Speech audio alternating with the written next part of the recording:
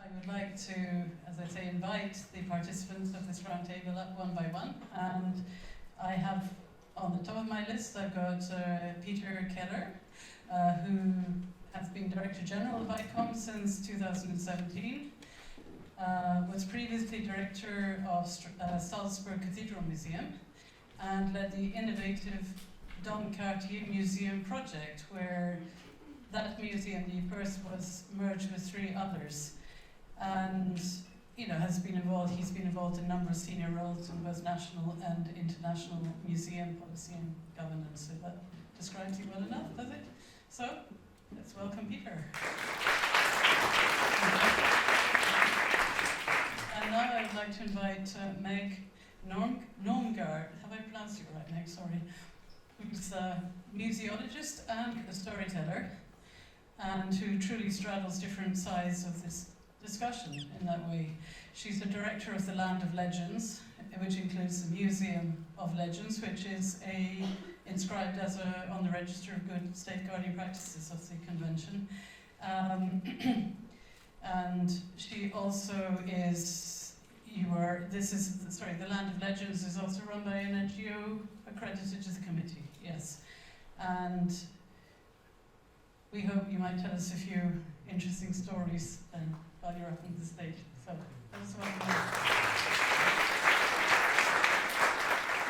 And next I'd like to invite Tim Curtis, who is the Chief of the Living Heritage Entity at UNESCO, and also Secretary to the 2003 Convention. And but his professional involvement began as a cultural anthropologist. Your PhD was related to the oral history of Vanuatu, yes? And you've worked on a number of international cultural programs in different areas such as cultural industries, policies, culture and development, before you started work with UNESCO as a consultant and subsequently in the Secretariat. So, let's give a hand. And next I would like to invite, well, it's either David or David, depending. Guillaume, yes, who is the director of the German Museums Association and chairman of the Network of European Museum Organizations, NEMO. And he's been chairman of that since 2014. Previously, you were head of Swiss Museums Association, which is very interesting. I mean that you're now German Association, previously Swiss. That's the interesting bit. And also, you are you head? And you were head of ICOM Switzerland. Is that correct? Yes. I just wrote down my notes and I can't understand now what I wrote. Sorry. But you bring together, different aspects of the museum profession, the art history, museology, and business administration together. So you have a specific take, and you've got extensive project experience across a number of museum and other related institutions. But I think it's interesting also that NEMO is an independent network across Council of Europe, museum associations. And so that's a very specific strategic positioning within this discussion. Sorry. So, let us welcome David. Last but not least, let us invite Jörgen Nering onto the stage, who hardly needs any introduction, right? But for the sake of formality, I shall mention briefly that you're a comparative anthropologist by training, and Jörgen has been kind of coordinating an expertise center on heritage participation, which is her main academic and professional focus, which was Tapis Plan, but then became Workshop Intangible Heritage since 2017, based in Flanders. And in that has been deeply involved in developing policies for ICH safeguarding in Flanders and developing networking. And as we know, she's also played a very key role in this project, of which this is the final meeting. I would also like just to share with you that before this roundtable, the our participants were handed 3 broad questions to consider. And I'm not going to ask everybody to go through each question one by one, but rather I want to share with you what the questions were, and then we can hear what the different participants' takes on these general questions and the related areas might be. So, this is actually how I've written the questions down, maybe slightly different from the form you received them. So, first of all, how, from the perspective of your own institution, do you reflect on the future of the relationship between ICH and museums? The second was, what role did the IMP project play in developing a third space in the heritage sector, a third space where ICH and museums can meet, and also where different views of others can be expressed, and I've added and heard, and underlined that word heard.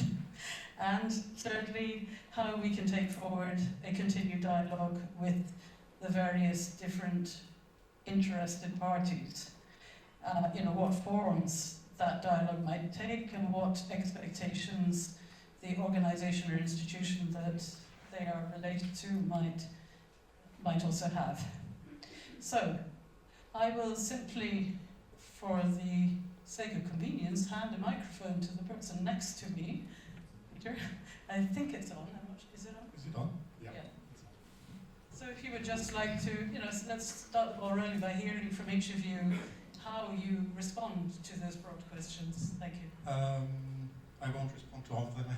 I mean, it's a global thing that I'm asking. But I would like to start with, Amar spoke about the museum definition and how it has changed. Intangible heritage was introduced in 2004, I think, in South Korea 7, following Korea, the conference in Korea.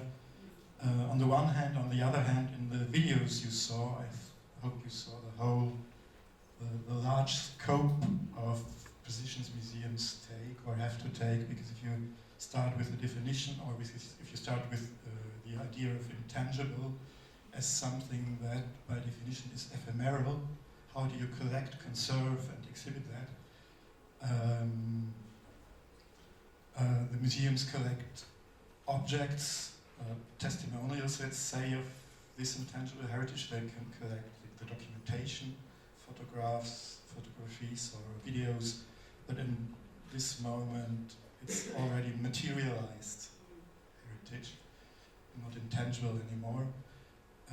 But this intangible heritage is always carried by practitioners, by communities which perform it, you might say. And I think the more museums are looking at their social role, Afshin wrote about it in the book, the conference, and the more the role of the communities is growing for the museums, I think intangible heritage is becoming more and more important, because there is a link between these two worlds, let's say, which we have to look at now, which we're looking at. I was just going to ask you, actually, before you handed the microphone on, whether you think the museums really have to seriously consider, exactly what their mission is. I mean, is the notion of intangible cultural heritage something that could radically change how museums view that? Or do you rather see the potential of growth of new kinds of museums? How would you see that? ICOM has, some 49,000 members in 138 countries. It's a huge diversity of museums, and I think each time you ask the question differently. I was director of a cathedral museum where we exhibited, of course, objects from liturgy, and in a way this liturgy is intangible heritage, performing acts with these objects, and at the same time we exhibit them. So there, of course, the question is asked, and part of our presentation. It's different for, natural history museum or others. I think there is not one answer, but you have to look at the different types of museums then. Yeah, thank you very much. So, Meg. Yes, thank you. I would like to take this opportunity to thank everyone in the organization team of this day. You have done a brilliant work, thank you. And it's nice to see so many people from different countries and different organizations here. I'm here not representing the Land of Legend, but the ICH NGO Forum, which is an organization that really wants to promote ICH. And with the question of how I reflect on the future of ICH and museums, I see that museums want to be relevant in the society today. And to be relevant and to be able to rise and deal with issues that are important in our society today, the civil society has to be involved. So I don't see any problems with these two working together in that sense. I think it's more necessary, and I think links and opportunities for them to cooperate, because we are really, the tangible heritage and intangible heritage is really the same coin. Maybe sometimes two different sides, but we link so well together. And some of the members in the ICH NGO Forum, they do run museums. So museums is something which some of us are really used to. But I also think museums have an important role in the way of being a meeting place for ICH, because the society we are living in is changing so rapidly, and the spaces where ICH were transmitted from one generation to another might not be so strong in some cases it still is. But then I think museum can fill as an important place, a place where you can meet and transmit. However, I also think it's important that it's not just maybe a museum inviting practitioners to come to a museum, but also the ICH practitioner inviting museums to come to their places. So it's really, the invitations should come from both sides in cooperation. And I think also it's, Dr. Galla spoke earlier that it's important for the museum to not patronize and say, come and do something nice for entertainment. And that is something that I, as a storyteller, have experienced quite a lot, even though I'm a trained museologist, that you get invitations saying, oh, come, it would be nice, and not being taken seriously as a traditional barrier as you are. And that's something I also like to emphasize to you who work in museums, that these people do hold very much knowledge. And also Dr. Galla was talking about the knowledge of museum objects sometimes be lacking because we don't have the side of the ICH knowledge connected to objects. So I think the ICH has a really important part to play in the museums today. Yeah, thank you for that last point particularly, because this really brings us to this whole question of the location of expertise, and that part of what I think your project is talking about is seeing that expertise is located in a number of different places, different forms of expertise, but not valuing one more than another just because it happens to be in the formal institution, as opposed to, as you say, among the storytellers or others. Thank you. So, Tim, your take on all this. Thank you. Well, first of all, I think I'd first of all like to really congratulate everybody involved in this project, which I heard about but hadn't been exposed to until today. And to say, I suppose, speaking as my current position as Secretary of the Convention, is very encouraging, because the Convention foresees roles for museums in a number of its provisions, in its Articles 2, 13, 14, operational directives, so on. The definition of intangible cultural heritage in the Convention explicitly includes, the objects and artifacts associated with it. So it was always foreseen that intangible cultural heritage safeguarding goes hand in hand with the safeguarding objects associated with intangible cultural heritage practice, even as well as tangible and intangible. But I would like to maybe pick up from the last film and to talk about an experience, why also I find it's very encouraging. Because if if we can think of how museums can work with intangible cultural heritage, but I think there's another level in which the practice of making museums and doing museums and collecting objects and conserving them and then creating narratives about them and presenting them and creating and having buildings where people can come and exhibit is itself a form of intangible cultural heritage. And it's a form of intangible cultural heritage that developed in Europe. And it's true that it's quite widespread. So for me, when I hear museums now engaging with intangible heritage, I also hear that the concept of intangible cultural heritage is becoming more ingrained in cultural life in Europe. And I think Amar said in his speech, in the early days of the convention, there was a bit of a divide, you know. There was the heritage of the different places. And so I see bringing intangible cultural heritage into museums as a very positive sign in this project. As to whether that should now become standardized, how it should be explicated within the text of the convention and what the methodology should be, I'm not quite sure.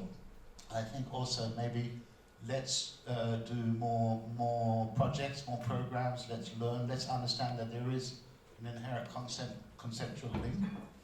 And I particularly feel that it is important for safeguarding intangible cultural heritage in Europe in particular, because museums are so prevalent. They're not only in Europe, I agree, but they are part of the cultural and social life of Europe, and particularly community-based museums. I know, for instance, last year I was invited to go to the UK, who have not yet ratified, and UK wants to reflect on ratification. One of the big things they've done is work with community-based museums in communities around the UK, and that had shown a lot of positive aspects. So I think just to reflect on that, I'll just give a little anecdote. There's two. I could give one from Vanuatu before, but I'll give another one that I had in Tanzania, where I was working at the UNESCO office in East Africa in Tanzania at the time, and we got a project, a proposal from the community, which was a funding mechanism to create a museum. And in the budget, all they had were like wires and wood and fencing. So we couldn't understand, you know, what was this museum they wanted to create with fences and wires. And we went, but the whole concept was about traditional medical healing. And basically, they wanted to create, we went out to the community, it was in Eastern Tanzania, they wanted to create a series of speaking podiums, fenced off in an area where traditional healers from the wider region could come and talk about their various healing techniques and exchange their knowledge. And they had decided this was a museum. And it reflects a little bit on this. There was no objects, there was no conservation, there was no, but it was this idea of knowledge sharing, and it was very much about intangible heritage. So when I saw the little film in the last one there, I thought this is some very interesting developments where maybe this interface between museums and intangible heritage can also broaden the idea of what a museum is. Thank you, David.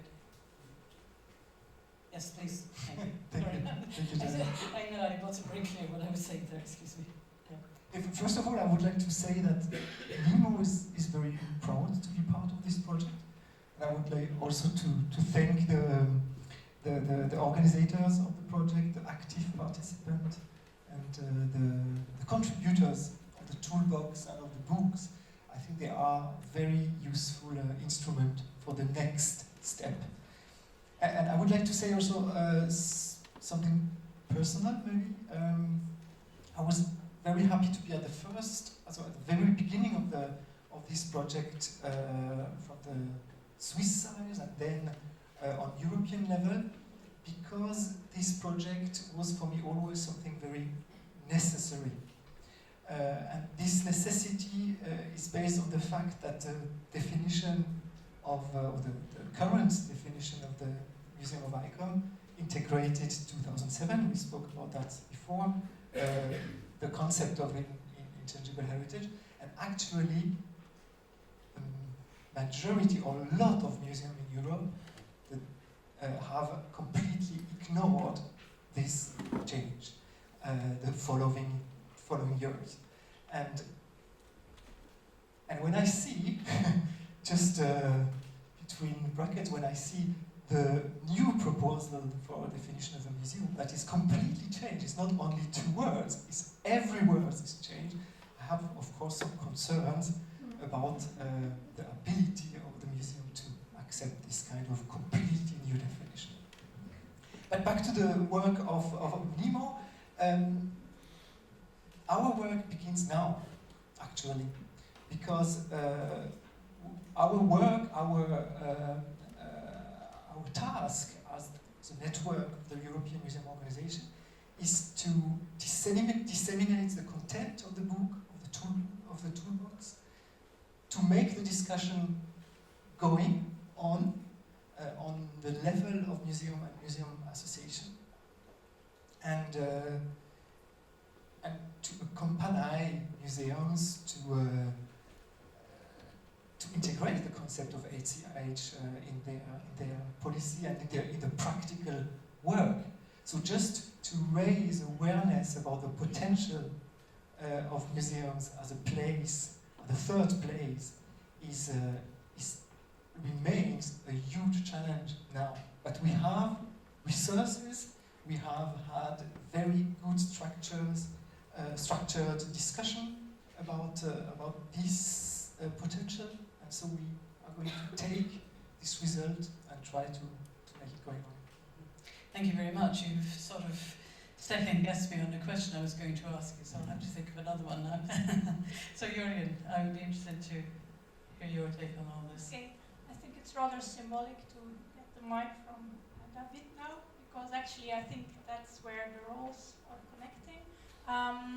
Myself representing NGO Workshop Intangible Heritage France, but maybe also in the previous time I was in the ICH NGO Forum, and that's where this project rooted. Having many years of NGOs, accredited NGOs, meeting in the back of the rooms of the UNESCO meetings, where the discussions are always happening on a global level. In the breaks and the coffee breaks and so on, people start to talk, of course, and the exchanges start. And then also on the European level, you start to see that you share a lot of shared challenges, and one of it has already been touched upon. That is that even if there is this global context where on the one hand you have the World Heritage discourse or paradigm, which is very present through UNESCO. On the other hand, you have this coming up in the past 2 decades of the ICH paradigm.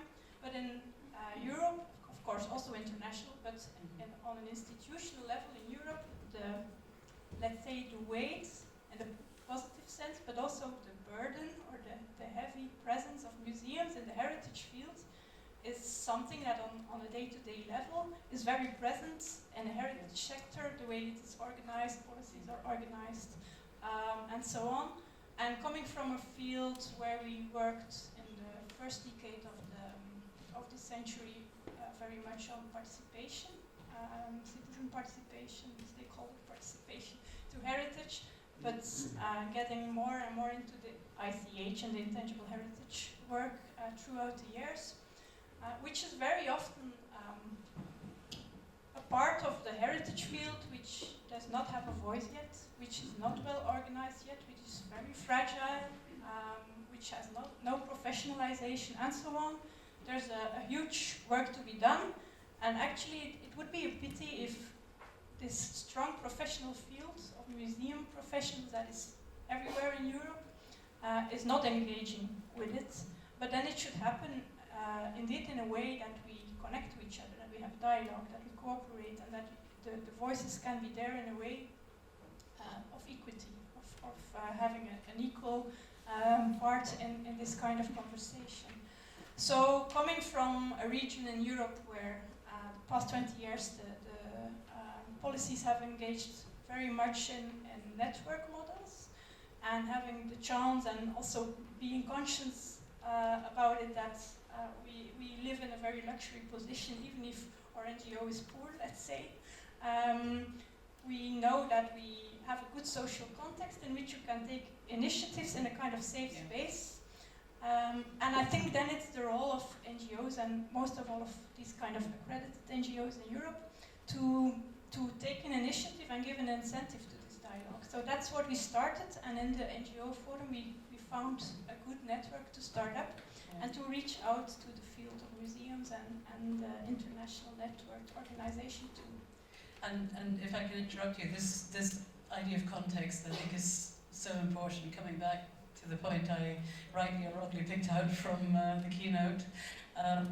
Social context and political context too, because I think it's something that we have to bear in mind, is that what the European social and political context can make possible is very, very difficult to achieve in a lot of other parts of the world, where even civil society itself may not actually really have had an opportunity to grow.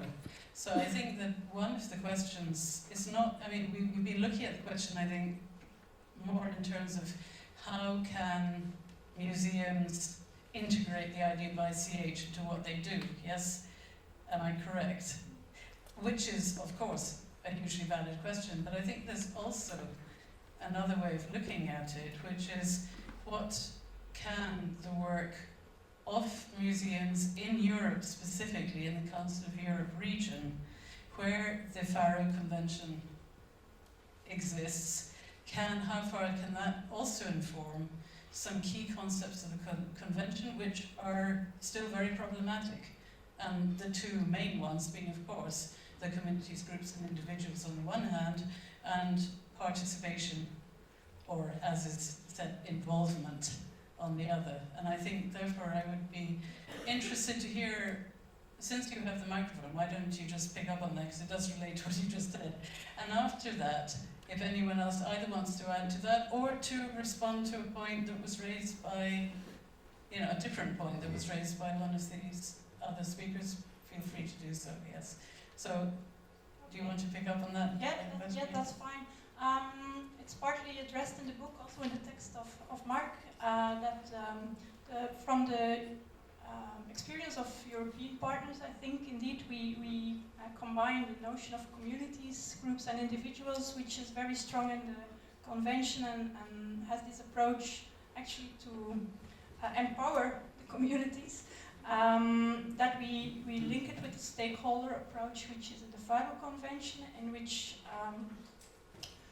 also, for example, NGOs and museums can be part of a heritage community, which is this different conception, and which makes that you have a different reflection on the role you play yourself as an institution or an organization or even a policymaker towards the heritage and this heritage community, whether you position yourself outside or inside these circles you have been talking about, the inner circle and then the circles that are around there and relating to the heritage practices.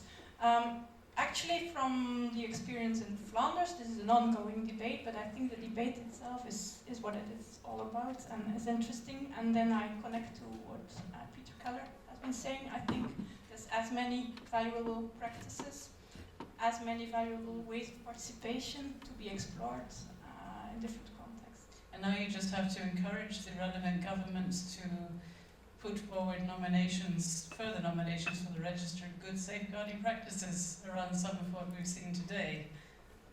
Yeah?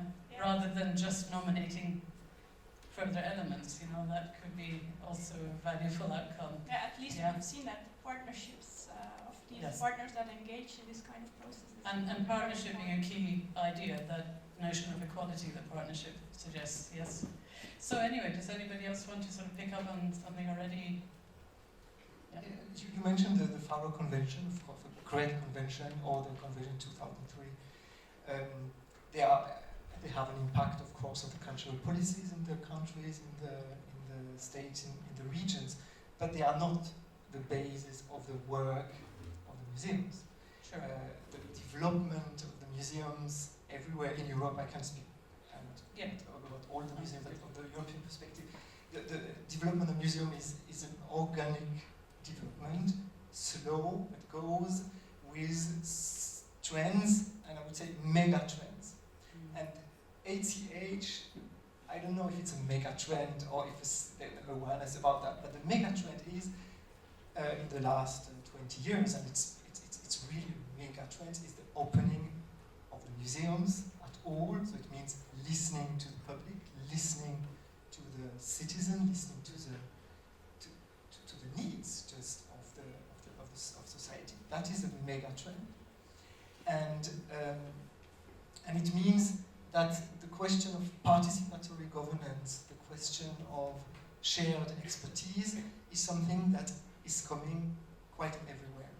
And in this context, ACH can have a place. But it's not, so for me, the door to think about ITH is this mega trend of the opening of museums, and not the other way.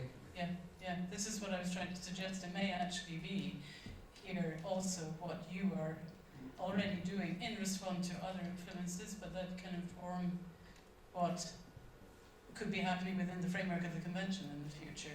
It's a mutual interaction. We'll put it that way.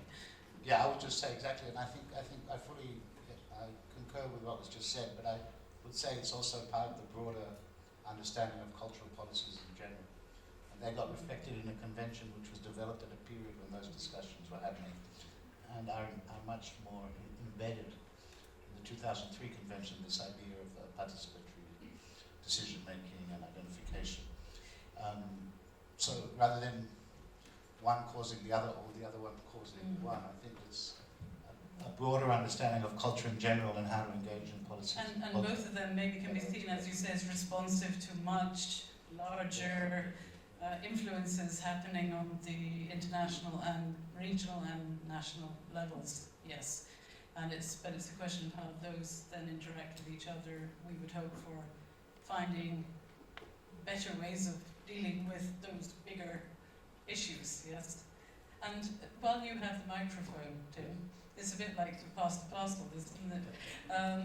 I would be interested on, where you feel right now UNESCO may or may not be situated in this specific question that the project is addressing. Is it something that you might be interested in operationalizing at this stage or not? Well, I think we already have the 2015 Declaration on Museums, which starts recognizing much more as the living heritage aspects. As you said, we've already seen a number of museum practices included in the Register of Books, say about 4 or 5. Yes. Which are museum-based practices, not only in Europe, including Brazil, but also including Indonesia for batik.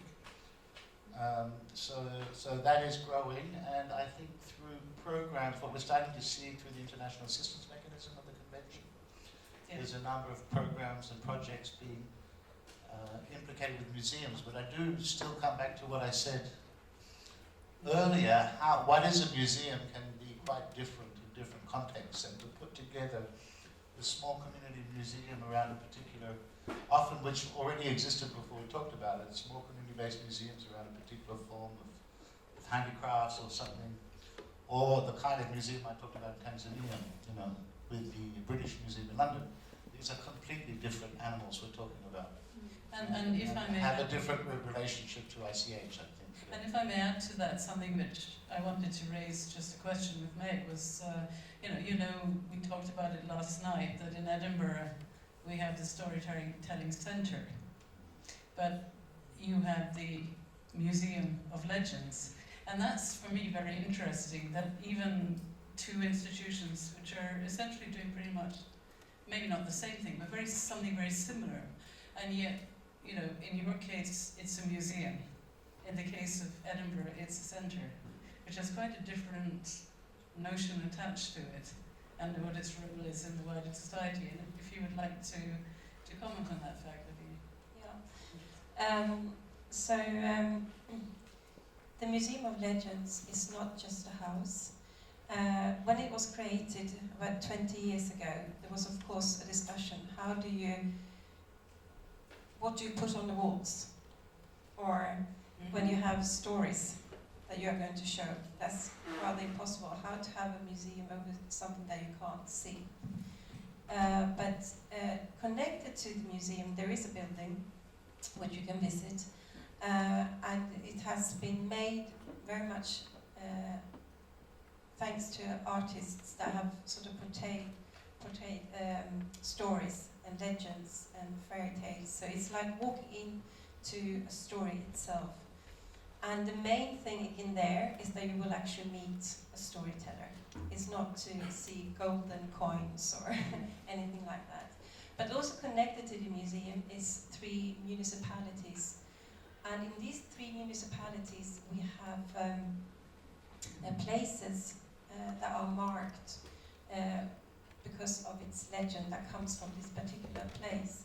So the house itself is just supposed to be seen as a starting point, and then you go out in the landscape and visit these places. There are cabinets, there are geocaching and all sorts of things you can discover legends from. So, and also we work, of course, with the community, with the storytellers, and they are really behind the creativity of it. In the Edinburgh Centre, they operate a bit different to what we do, but I mean it's brilliant that we're all together, and we also do research and that kind of things. I know when museums do. And does having the sort of the title of museum, does that in your mind affect either what you do or your status? I mean, does it have certain particular benefits for you to be called a museum, or, you know, I'm interested in digging into this a bit. In one way, of course, because you are sort of allowed into the museum societies Yeah. or organizations, and that opens doors, and there you can discuss what is a museum really, and how we can cooperate. And also, that is something interesting for us, because we are on the register of good safeguarding practices. And what has happened, we have been there for almost a bit more than a year, is that we have had so many museums, not from just Sweden or Scandinavian countries, but also from elsewhere in the world, wanting to know how we work. We are actually a bit shocked over the amount of emails and questions we get, and people asking us to come abroad and or come to study visits with us to see how it works. So, you know, what you talked about, the register, I also would like to emphasize that I hope to see more application or nomination files for the register in the future, because there is definitely a demand, a need to have this knowledge, and I think it's crucial when it comes to 23 convention that we share how we work and how we can inspire and cooperate together. And also by doing that, you shift the focus of the international listing, you shift the focus much more heavily on safeguarding. Yes. And the purpose of safeguarding, which is ensuring viability rather than the element itself, which is the focus is currently far too much on the element and not enough on the safeguarding, in my own personal opinion. Yes. Thank you. Did you have any specific comments you wanted to raise rather than me asking? The question I was wondering about is where is the intangible cultural heritage happening? Where does it take place? Because we saw some examples, or you heard about it, you can read about it in the books. We saw the film from the Zeus Museum. Is that how you pronounce it? And this reminded me of Norwegian colleagues who told me that a few years ago they started to document the tradition of covering roofs with grass, which was quite common in Norway but isn't anymore. Yeah. And they said, we are losing this knowledge, we have to find usually old people who know it and produce videos so that we can transmit the knowledge to younger ones. Amara gave the example of Navruz in museums, and there is an example by Leontine in the book from a marriage in a Jewish museum. I don't know if I want to marry in a museum, because maybe that's because it's my workplace. Quite probably, I wouldn't want to get married in my workplace either. But museums aren't the place maybe for intangible cultural heritage. It happens very often. It happens elsewhere. I grew up in the Rhine area, the region of Carnival. Of course, it takes place in the streets, or here in Flanders, the Ommergangen, which take place in the streets as well. But this is what makes it interesting for museums. It's sad more museums are opening up and going beyond their walls. These are the places where they... I think there are two things that, I spent many years reading the periodic reports of the state parties to the convention, and there were two ways in which museums were particularly prominent around the world. One was in a specific element gains prominence very often by international listing, and then a museum grows up around it. That's one, and therefore the museum is very much about educating and raising awareness about that specific element. The other is that museums are often, and this was I think mentioned maybe by you, Jørgen, about space. Somebody mentioned it anyway, can't remember who did now. That museums often provide a very handy space for performance or enactment, especially when you have ICH which has moved into, let's say, into an urban area, and that space has been lost. And museums can step into the breach, yes? And so it may be simply, facilitating the transmission by being there, being present, and opening up in that sense. So that's about porosity, if such a word exists, meaning these liminal spaces being porous, and that it's about some movement across them, yes? And so that, as I say, would be my own personal experience from what I've seen from the reporting as to how museums do already interact with ICH. I wanted also, if I may, to ask you about, because obviously ICON is very prominent with regard to ethical standards and codes in the museum world.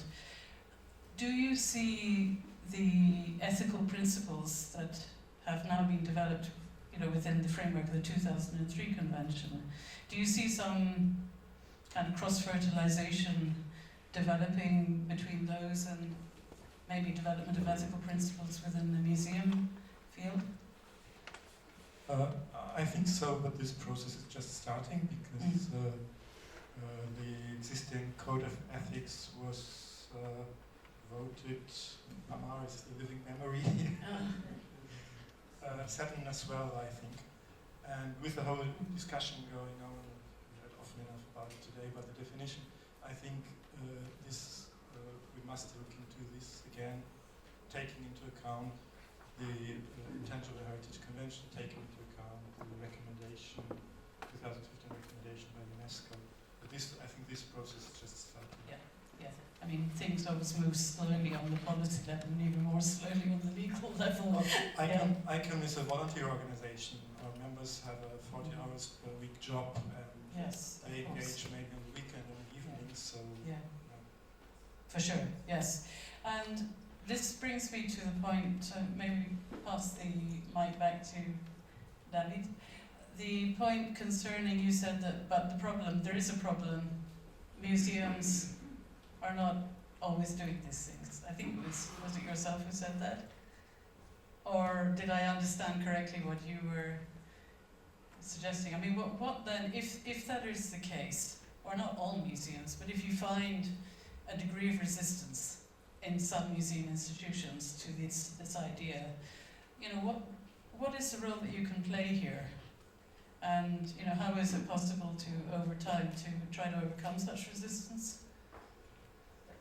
Association like NEMO, but also the National Museum Association are not there to change museum and to change every museums. We have been created by the museums, True. but with the task of showing them some opportunities. Mm-hmm. So it's why with the high diversity of the museum landscape, there are some museums, they say we don't want to have anything to do with HTH.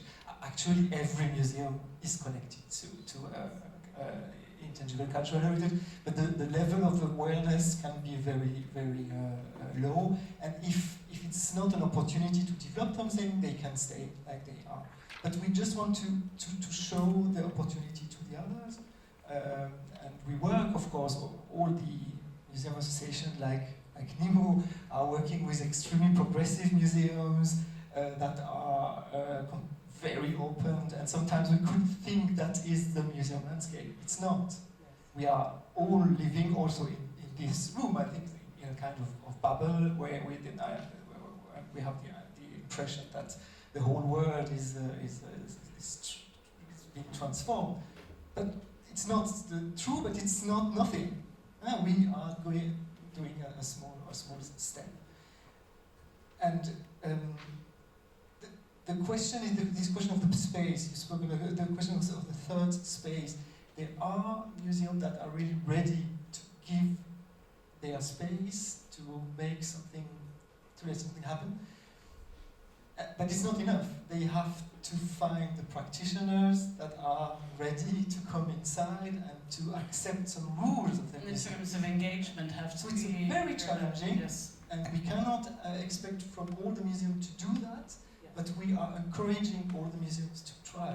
And I think this is where the work of this project is so incredibly valuable, because it's showing how, for very different museums, how this has been possible, and that can, at least encourage, and one hopes even stimulate others to seek to do something either similar or even quite different, but just the impetus to think about it and try and do something. Tim, you wanted to make I just wanted to come in to sort of reinforce, and also from the ICH perspective, on what both Peter and Joel said, that it's great to have ICH and museums working, and I think but it doesn't need to be forced too much. Okay, a lot of ICH safeguarding will happen without museums, in any case, because as was said, it happens in the streets, it happens in families, it happens in communities. At the same time, museums have become part of the cultural life, and that's what I wanted to get at in Europe, but also outside, but starting here, and become an important part of people's cultural life. Is going to the museum, it can be an activity. In that sense, it is an ICH. And so having that convergence is very good for raising awareness of ICH. It's very good, and it may also be good for increasing, participation in community museums and things like that. There may be possibilities in that sense. So there should be convergence, but I don't think we need to force it too much. And I'm not saying it's not important. I'm just saying that there's a reason for museums to be museums, and there's a reason for ICH to be in the hands of non-professionals, so to speak. And that also has a space, is what I would say. And there's also, there's room to regard museums as among a number of social institutions, and that in some countries, many countries, there are other social institutions that would play a more important role and be more naturally the ones to support ICH. I can think of in Islamic countries the institution of Waqf, or Waqaf. It's sort of kind of charitable institution, but not really. And and in many other societies there are all of these. And I think it's important to, as you say, not to focus too heavily outside Europe, particularly on the museum. It's more about the social institution and how that interacts with ICH and can support it. Now we've actually only got 10 minutes left to talk, so shall we look forward and address this question as you said, David, in your first intervention, your work is just beginning here, right? And so where can on building on the very admirable basis that has been created by the 3-year project, what future steps might we envisage? And since you got the magic mic, it landed here, I don't know. I would like to turn the situation around, and I would like to ask the floor, who of you is working in the museum, actually? Could you just raise your hand? 1, 2, 10? It's 1/4 maybe of those interested here in the topic. And I would say, if you want to go on with this topic, don't speak about museums, but speak with them, because there can be a disconnection in this. You spoke about a dialogue this morning. We have to be very much aware of, not only as an association, but also in this discourse about tangible heritage. Thank you. So moving forward with the topic, from the point of ICH and Youth Forum, as Doreen explained earlier, the forum was a part of why this project started, which I'm very glad of, and I hope this will inspire other parts of the world to do similar projects around the world. And also for us, it would be great now when the project is ending to bring the knowledge the project has gained back into the ICH NGO Forum to share not just with Europe, but the rest of the world, which is our duty to do. And I hope we will see side events at UNESCO meetings, Tim, with this project. And we will spread it. And also coming from a country which is not part of the project, as I'm Swedish, I also feel the duty to spread this project in my own country because I feel the need to do so. So those of you who are based in a country that is part of the project, congratulations, but I'm not. So I agree, the work is now starting to spreading the knowledge.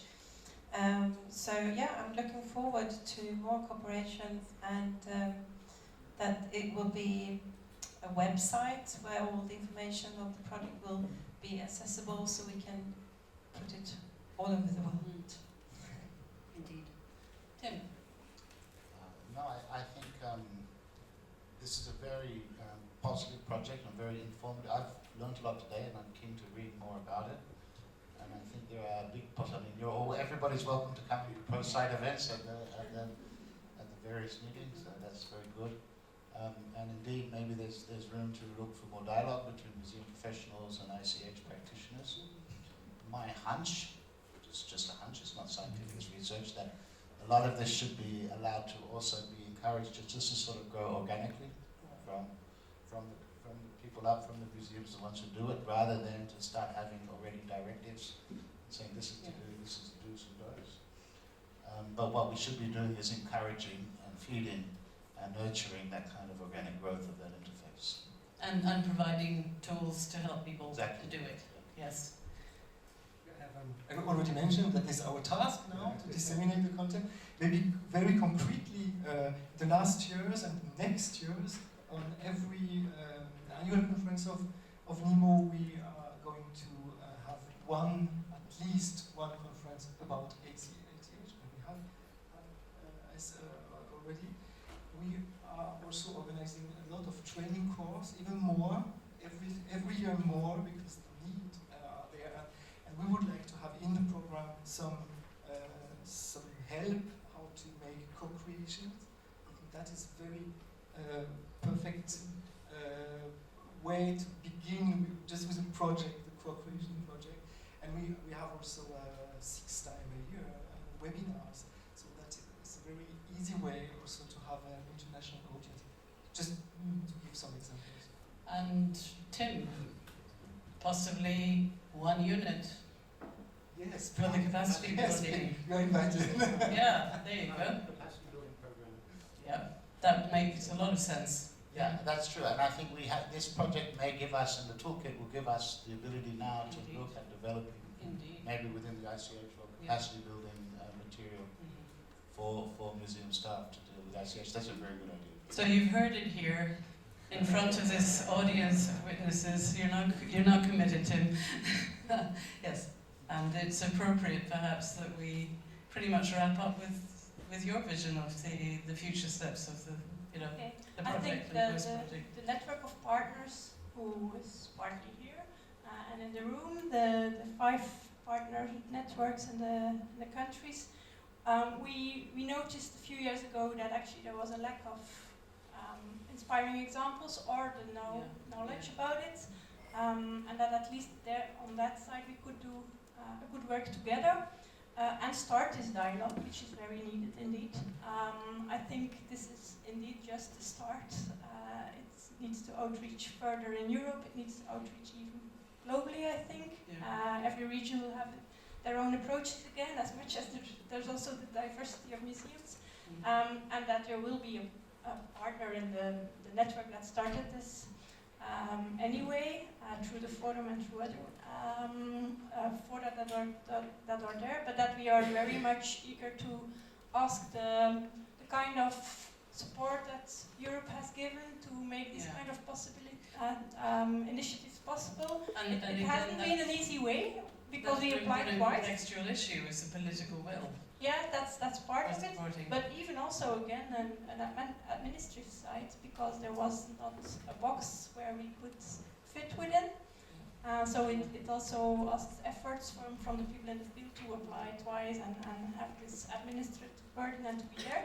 But I think now also Creative Europe is very happy with what is happening here all together, and that they are very supportive to see future actions. We will also have a meeting later on with on the European level, as they couldn't be here.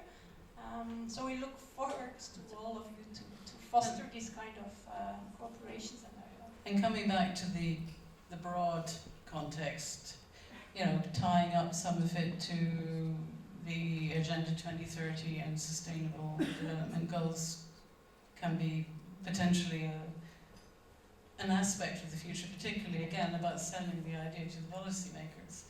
You know, to say, you know, if we do more work in this area, it'll help to tick box X of, you know, sub-goal Y, and, you know, that's can be a persuasive argument at times.